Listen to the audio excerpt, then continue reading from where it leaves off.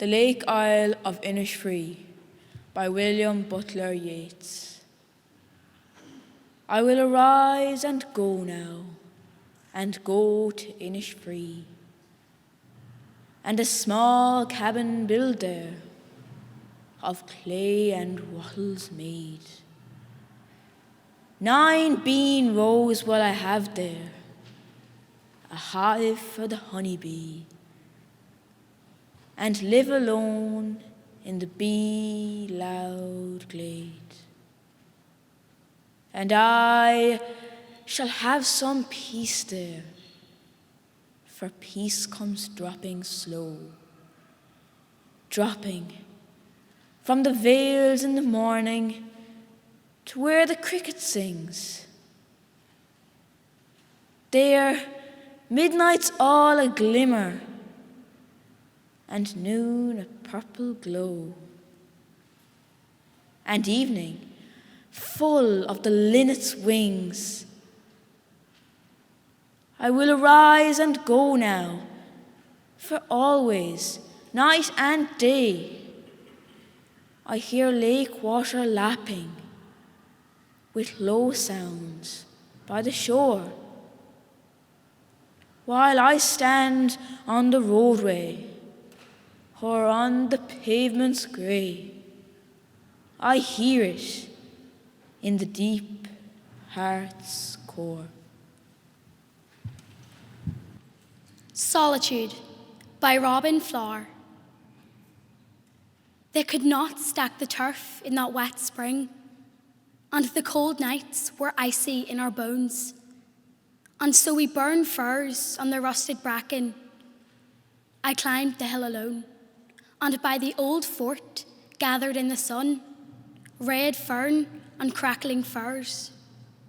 And as I worked, a mist came from the sea and took the world away and left me islanded in that high air, where the trenched dune broods silent on the hill.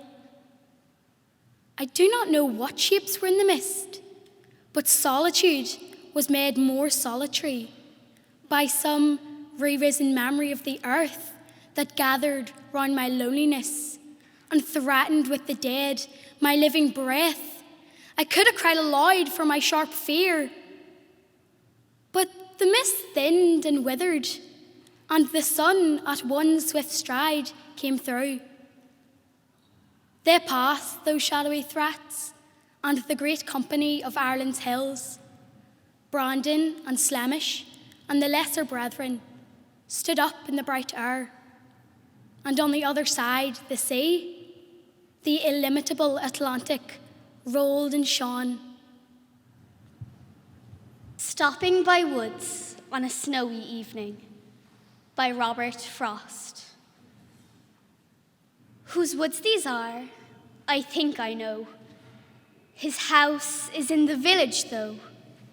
He will not see me stopping here to watch his woods fill up with snow. My little horse must think it queer to stop without a farmhouse near, between the woods and frozen lake, the darkest evening of the year. He gives his harness bells a shake to ask if there is some mistake. The only other sounds a sweep of easy wind and downy flake. The woods are lovely, dark and deep, but I have promises to keep and miles to go before I sleep, and miles to go before I sleep. The Singer by Maeve McGuckin. In the evenings I used to study at my mother's old sewing machine, pressing my foot occasionally up and down on the treadle as though I were going somewhere I had never been. Every year at exams the pressure mounted. The summer light bent across my pages like a squinting eye. The children's shouts echoed the weather of the street. A car was thunder. The ticking of a clock was heavy rain. In the dark, I drew the curtains on young couples stopping in the entry, heading home. There were nights I sent the disconnected wheel spinning madly round and round till the empty bobbin rattled in its case. Timothy Winters by Charles Causley. Timothy Winters comes to school with eyes as wide as a football pool, ears like bombs and teeth like splinters. A blitz of a boy is Timothy Winters. His belly is white, his neck is dark, and his hair is an exclamation mark. His clothes are enough to scare a crow, and through his breeches the blue winds blow. When teacher talks, he won't hear a word, and he shoots down dead the arithmetic bird. He licks the patterns off his plate, and he's not even heard of the welfare state. Timothy Winters has bloody feet, and he lives in a house on Suez Street. He sleeps in a sack on the kitchen floor, and they say there aren't boys like him anymore. Old man Winters likes his beer, and his missus ran off with a bombardier. Grandma sits in the grate with a gin, and Timothy is dosed with an aspirin. The welfare worker lies awake, but the law's as tricky as a 10-foot snake. So Timothy Winters drinks his cup and slowly goes on growing up. At morning prayers, the headmaster helves for children less fortunate than ourselves. And the loudest response in the room is when Timothy Winters roars, "Amen!" So come one angel, come on 10.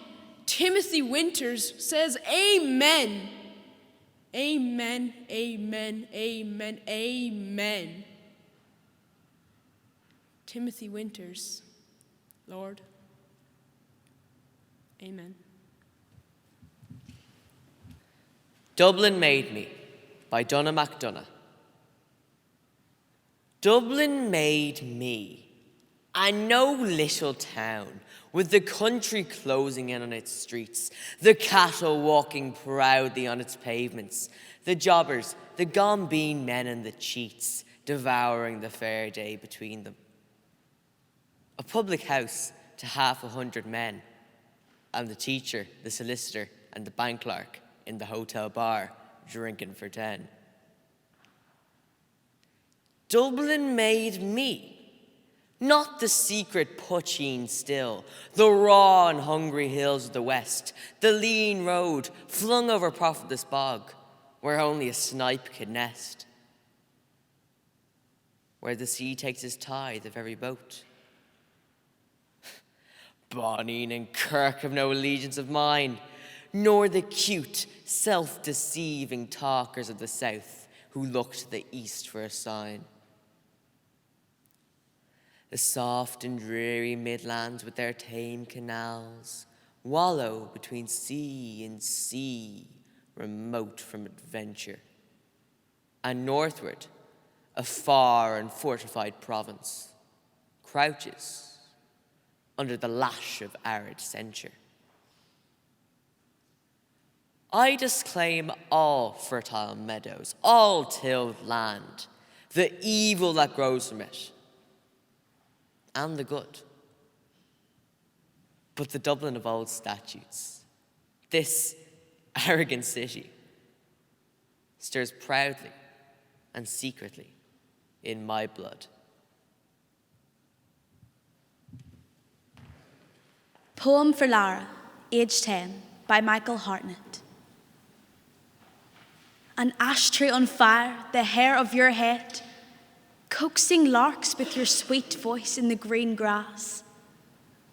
A crowd of daisies playing with you, a crowd of rabbits dancing with you. The blackbird with its gold bill is a jewel for you. The goldfinch with its sweetness is your music. You are perfume.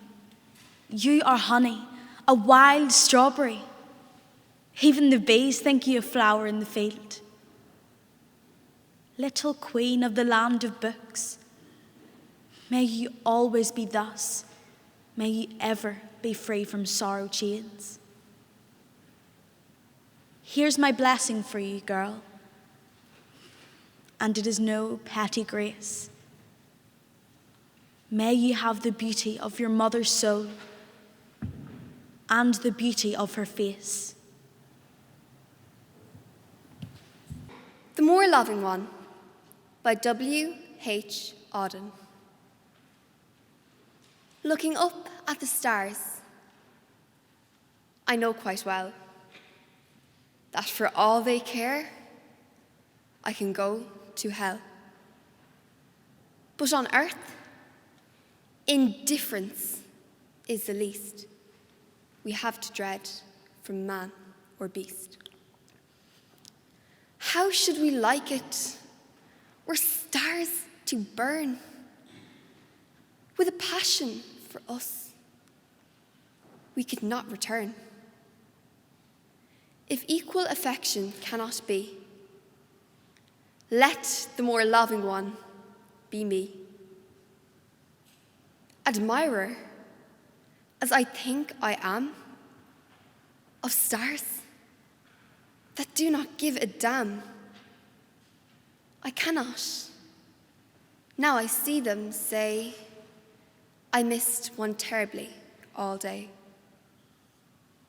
Were all stars to disappear or die, I should learn to look at an empty sky and feel its total dark sublime, though this may take me a little time.